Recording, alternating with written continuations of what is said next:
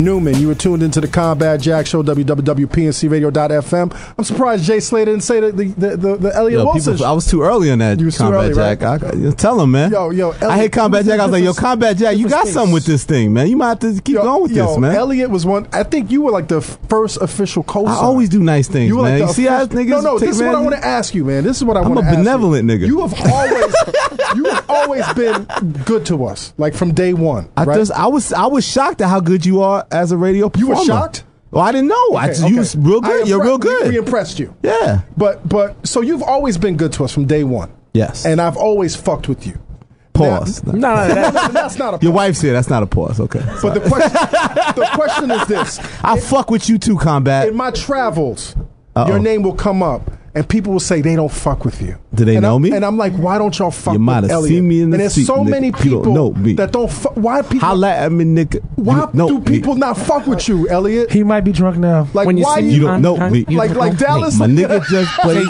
You don't know me. When you see me on Rap Radar, you don't know me. Is that your answer? Is that niggas don't know you? Because so many people, you're like a polarizing figure, dude. It's like still, more so now because your voice is so amplified. Still on. Are you drunk? No. Okay. Just having He's fun. almost there. He's almost there. But why do you think you elicit such a response from so many people, man? By the way, I'm impactful because it's more important for me to be. It's more important for me to be impactful than liked. Right. Internets. Let me just make this official. I fucks with Elliott Wilson. The Combat Jack Show fucks with Elliott Wilson. Yeah. So you're impactful. You think is it because I strive to be impactful? Yeah. I don't like passive aggressiveness. I want to be impactful first and foremost, and I want to be important, and I'll take the negative that comes with it. I'll take the I try to. I don't know. I also don't kiss ass, so I do the things the way I want to. I don't know. I just do it the way I want to do it. Basically, you don't give a fuck. No, I do give a fuck. Right. I don't give a fuck, and I care so much. I don't give a single fuck, and nobody cares as much as I do. Right. I understand that completely. Yeah. Like, and it's a weird thing. It is, right? Justin's just like that's probably why we know each other so long and been friends. Like, but I talk to. I don't give a fuck, and nobody says I don't. But fuck I care with so Blaze. much. No, but here's my thing. It's like when I've never met Justin, they say that to you. They say Elliott. One person. No. Actually, one person. I don't really get that about you. One person said that. About me? Yes. Who? Come on, yo, that's a whole other conversation. That's a whole other conversation. Clark Kent's barbecue. Oh, but that was said under duress. What? He's dry snitching again. This guy. He just asked me who. No, but that was said. That was I said. don't give a fuck. Trust me. Okay. That was said under duress. I feel like Just will make amends with any situation of that situation. Right. I don't make the effort. That's the difference too. Also too, like. So if somebody likes me for no reason, they're just gonna keep liking me for no reason. I'm not gonna go out of my way to make them understand that why they should not like me. Right. Then don't like me then. And the amends were made on their behalf. Okay. I got the call 2 weeks later. Hey, X, Y, and Z. Oh, okay. So no harm, no foul.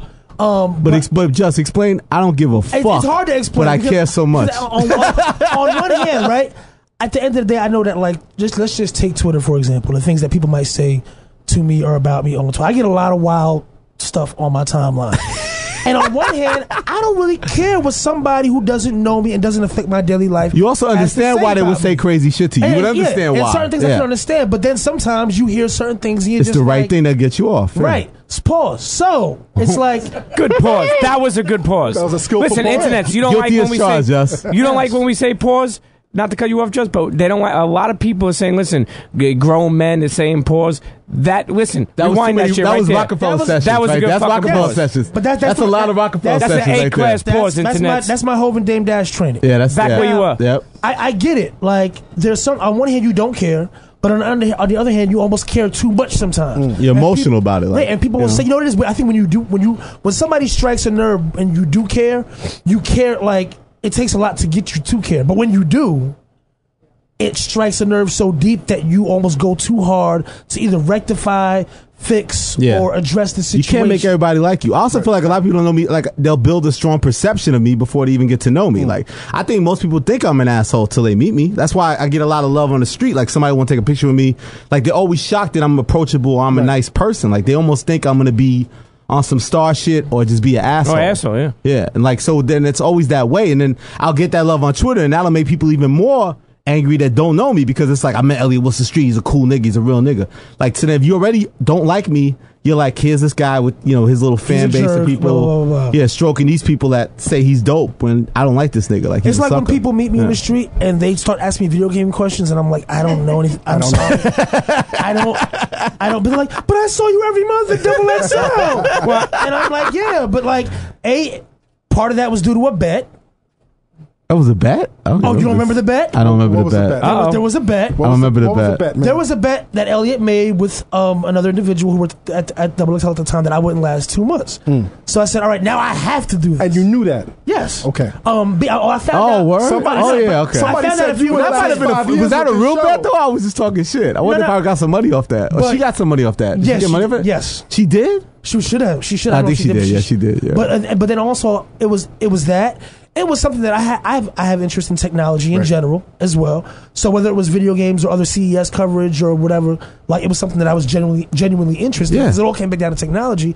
But then on top of that, it was a way for me to have my face in a magazine every month. It's free press. Whether I had That's a smart young man. whether I right had there. a record out or not, whether I had a record out or not, I was in deep in double production credit. And sometimes I was getting 2 or 3 pages, dude. Every year when E3 and Oh, the CES holiday came season. out, Yeah, the holiday season. I had a double You had 8. page. You had 8 or something, right? Yeah, like I had multiple pages, and the start of the article would always be me on a double page like this, Nice. front and showing off some fresh kicks. I almost and forget that Just really did that column every single time. Every Like, time. I forget about that. I'll be I almost late as forget hell. about that. Late as hell. I'll be And you never super- cashed one check, right? No, That's crazy. I cashed like one It bounced? for like. Matter of fact, Harris. I ain't trying that again. Harris I cashed one check for like $200 one time. And But that's what it was. The rate was what, like 200? Something Yeah, ridiculous? Zena used to hit me like, Josh, you're not cashing these checks. And I'm like, because I don't need them. It's more of a hassle for me. This is like what, 01, 02? Yeah, it was more of a hassle for It's me. like the hottest producer. Yo, that's real ghetto, though. Don't No, front it was us. just- That no, envelope came in, you walked straight to the Pay-O-Matic. No, here was the thing. It cost more. It would take more time for me to go to the bank. Right. That's what you always used to say. And cash that check than it would for me to just go to the studio you and hurt make a my beat. feelings right now. Yeah, I mean, but listen, I'm sorry. Just what do you have? 10 checks? It was $162. No, it was like I used to get No, paid by the 200, so that's what, 12 months? I used to Yeah. get paid by the word. And then That's you had about 2,500 at the end of the year. 2,500. And we did it for like 2 or sandwich 3, money. and I did it for 3 years. Right. So at the end of the day, they were like, so you telling me you just don't need $10,000? And I'm like, it's not that. Yo, Just, how did it end? Was I still there when it ended? You just quit on us? Huh? No. No, you know what happened? No, Brandon came along. Brandon Peters came in. Uh-huh. I did it with him for a bit. Okay. And then Pause. I think you were gone. Yeah, we even now, Steve. Thanks, I think Steve. I was still there. You weren't. And then Oh, I so you just, were? You're a fucking scab. You No, still no, kept no, going no, when I was no, gone. No, Fucking scab. Loyalty. I want to Scab Smith. No, I'm That's serious. your Like, fucking name. Right after that, Nah. because who took over temporarily after you? I don't know these such things, man. No, Google it. No, I'm telling you. After that, I think I maybe did one. I may have done one more. And that was Oh, it. okay. That was it. Wow, you was down to the end. That's crazy. Yeah, I was there till the end. See? Yo, You don't. Yeah, did we ever take a music break? yeah, we did. You're bored? We took No, Ben Hameen, this is gonna be the best music break ever. Yo, I got to Too much XXL talk. I got to share, man. Last year when I was dabbling in the journalism world, man, I hit this kind of like wall, and I was confused because I was going through some shit with, the number. Oh, boy. The number 7 people, and I was like, "Fuck, man!" And I didn't know there wasn't a lot of people in my life that I could talk to with regard to this. But I understood. It came to my attention that, some cat was like, "Yo, speak to Elliott because Elliott's been through this shit. He can help you navigate through this." And I was so fed up with where I was, man, that I was like, I'm kind of like a 50 Cent sometimes. Like, I like to call out names. I like to be messy Of course, and of just course. loud. So I sat down with Elliott to get some advice in terms of how to deal with this issue. And what really impressed me was you were like, "Yo, man, whatever you do, don't make it messy. Like, keep it neat." Yeah. Because you don't like messes. Like, you traditionally don't like messes when it comes to business, because at the end of the day, nobody wins. And I thought that was just really, Which is the hard part, because that's the big thing you want to do. You want to flip, you want especially to flip now, the 'cause desk. I had and, yeah. Twitter right here. I was like, Oh yeah, you have too much access. Honestly, I think because the ugliness of the way my XXL tenure ended, and the clouds of all that, and you go online, people's theories of things, and again, I can't speak on it, they can't speak on it, but it's like, that to me was the ultimate lesson that you don't want to go that way. I felt like it never should have ended that way, in a messy way. It should have just ended like classy way, like classy. You know Keep what I mean? Like, yeah, because at the end of the day, it's like we did a lot of great things together. So if this is the end, and if people can't agree to go forward, let's try to just handle this and move on. You know, because you don't gain nothing from it. Which is really hard, though. It's hard because your emotion is like you want to get that out. Now you have the outlet to get it out. Like. Nothing's stopping you. I mean, you know? I've even had that issue with our team. You know, sometimes we spill out and we get messy, and then it's your words that are echoing, like, "Yo, keep it clean." Yeah. Keep it clean. Well, also in this position, you're a leader. You're a leader of this group. Yes. You know, you're held accountable, good and bad, and you have to accept that. And you know, you almost have to even be more. Look at how King's looking at it. Now it's even more when you're in a leadership position. That's the thing too. It's like I had to learn that I grew to being a boss, and like you want to handle things in a boss type of way. Like you're handling the boss kind of way, and like you have to look at that picture, that you have to accept all the responsibility that comes with it. Your mission, you put this together, you want to make it work. Yes. So there's more person that has it the most vested to make it work is you. Of course. Because you put this together. So you can't point fingers. You can't point fingers and be like, blah, blah, blah. I love this guy. He is being interviewed and he's giving advice. Yeah. You know? This fucking guy, Elliott Wilson, is awesome. Internet. Listen. If you don't fuck with Elliott, man, I don't know. That's because I'm used to asking the motherfucking questions, so I just turn this shit around. Like, I don't like answering questions. Yo, keep it thorough. Yeah. Radio. You inspired that the internet, like I saw, like this is a hot internet's radio show. Like I could do one. I talked to A King.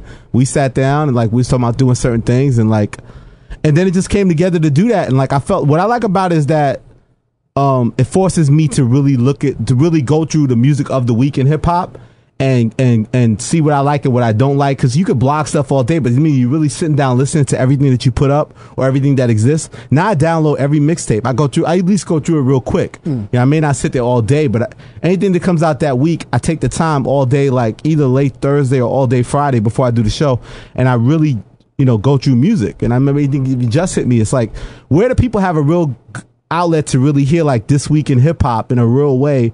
Cross culture, cross genre. Like I'll play a Southern set, I'll play a LA record, I'll play New York hip hop. I feel like nobody was doing that, and I just felt like there was a lane for new music and to do it. And like, you know, I sort of like did a lot of stuff with Satellite, and that didn't work out.